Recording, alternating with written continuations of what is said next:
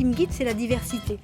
Alors après, oui, il y a des spectacles qu'on peut pas recevoir, mais moi j'ai déjà, les premières années, on a quand même fait couper un décor au Canada pour qu'il arrive à Vesoul et refaire la moitié du décor, voilà. Alors il y a quelques spectacles parce que il manque quelques petites choses au niveau technique, mais quand même c'est un chouette plateau, hein.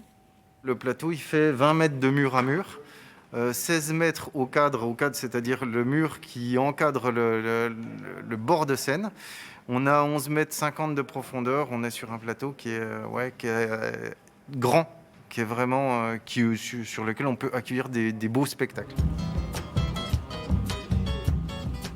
Du théâtre, de la danse, de la musique ou du cirque, comme toutes les précédentes, la saison 2021-2022 est éclectique et riche. 120 représentations de septembre à juin jouées ici et presque autant de fiches techniques auxquelles il faut évidemment répondre du mieux possible avec du matériel adapté. On a à peu près ici aux alentours des 200 projecteurs et puis les pendrillons qui nous servent également pour faire la boîte noire. Des tubes, enfin énormément de choses, des praticables qui nous servent pour faire des scènes, les moquettes qui nous servent pour mettre sur les scènes. Donc, faut pouvoir répondre à tout en fait. Faut pouvoir répondre à énormément de choses et quand on ne peut pas répondre, on fait appel à des prestataires extérieurs. Si tu peux m'envoyer la porteuse de contre, la dernière. Ouais. Parce que je vais orienter les projecteurs et les ouvrir pour qu'on puisse voir les hauteurs et qu'on puisse ajuster. D'accord, il n'y a pas de souci. Ouais. La 18 à la charge.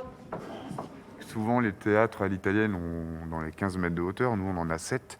Ça limite énormément, quoi. C'est ce qui fait qu'on passe un petit temps, comme vous avez vu, à essayer de ne pas avoir de découverte, donc de ne pas voir sur les murs, pas voir le plafond, pas voir les fuites de lumière.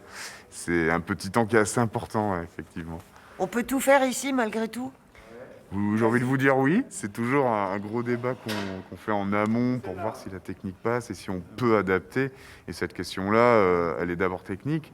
Mais à un moment, c'est sûr que quand ça coince, entre guillemets, là, on se reporte sur une discussion qui va entre production et direction de salle, quoi. Je vais faire un plan arrière et puis on va tout délayer par rapport au lointain. Ok. Entièrement rénové en 2006, le théâtre Edwige Feuillère dispose d'une jauge de 700 places. Pas un théâtre municipal, mais une scène conventionnée d'intérêt national, gérée par une association. Nombre d'ateliers y sont proposés toute l'année, aux scolaires en particulier, auxquels on fait visiter les lieux. Souvent, on a peur de ce lieu un petit peu imposant, donc on n'ose pas franchir la porte.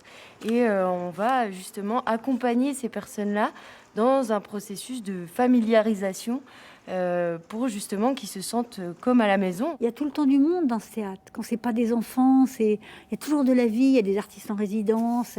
Et le fait qu'il y ait ce rapport des espaces aussi qui fait qu'on est tout le temps en relation. Et puis moi, j'y tiens beaucoup à l'accueil parce que je me dis, il faut que Vesoul aussi soit repéré comme un théâtre où l'accueil est sympathique.